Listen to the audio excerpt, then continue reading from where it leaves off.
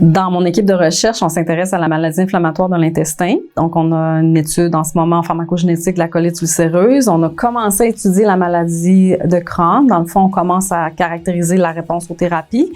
Puis, dans ce contexte-là, on s'est rendu compte qu'en maladie de Crohn, ce qui est différent de la colite, c'est qu'il y a des gens qui, même s'ils répondent bien à la thérapie et qui sont en rémission, ont toujours des douleurs abdominales persistantes qu'on appelle les douleurs chroniques. Ça peut se transformer en comorbidité de santé mentale, anxiété, dépression qu'on observe, narcodépendance. Donc, ça a des conséquences vraiment importantes chez les gens.